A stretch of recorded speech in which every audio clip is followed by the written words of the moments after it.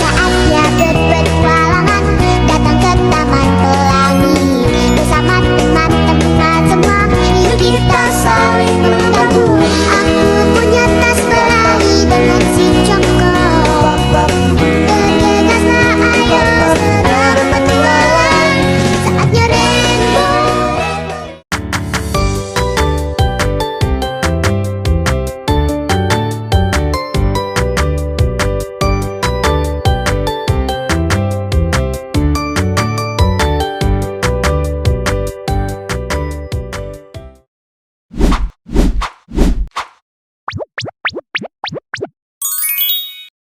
Halo semuanya.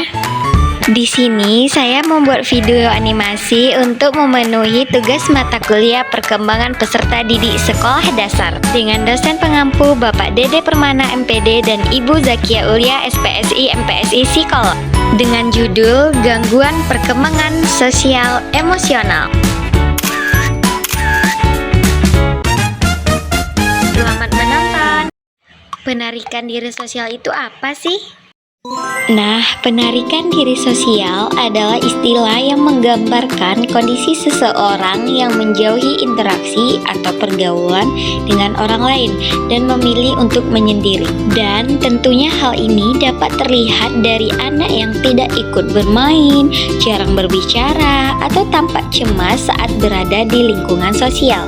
Sedangkan pada usia sekolah dasar, kemampuan bersosialisasi sangat penting untuk perkembangan emosi, kepercayaan diri, dan keterampilan kerjasama. Ketika anak menarik diri, mereka berisiko mengalami kesulitan dalam belajar, sulit berteman, serta merasa tidak percaya diri. Ada beberapa faktor yang menyebabkan terjadinya gangguan penarikan diri sosial. Yang pertama, faktor internalnya ada kepribadian introvert, yaitu kecenderungan anak untuk lebih suka menyendiri, pendiam, dan reflektif, serta membutuhkan waktunya sendiri.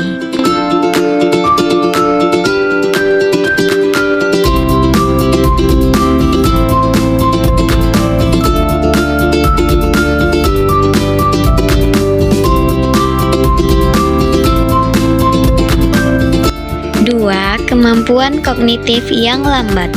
Kemampuan kognitif yang lambat adalah kondisi di mana kemampuan berpikir, memahami, dan memproses informasi seseorang berkembang lebih lambat dari rata-rata usianya. Kemudian ada faktor eksternalnya juga. Yang pertama, lingkungan di keluarga dan sekolah.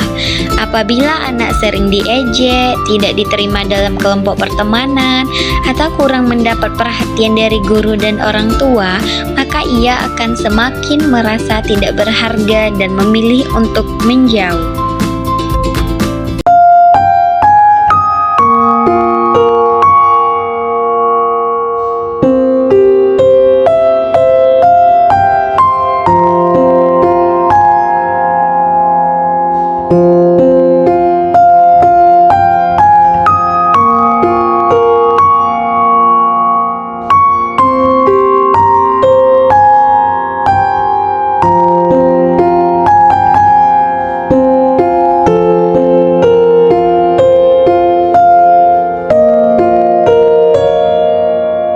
Kemudian yang kedua, trauma di masa lalu.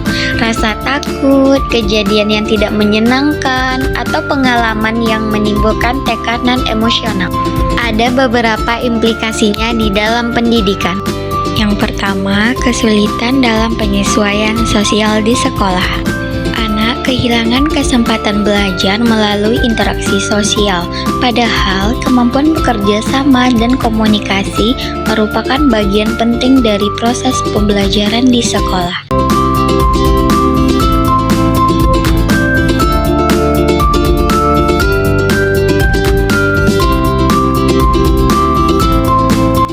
Yang kedua, menurunnya prestasi akademik. Kemampuan menangkap pelajaran yang lambat membuat ia merasa tertinggal dan tidak percaya diri. Lama-kelamaan, ia kehilangan semangat belajar sehingga prestasinya menurun.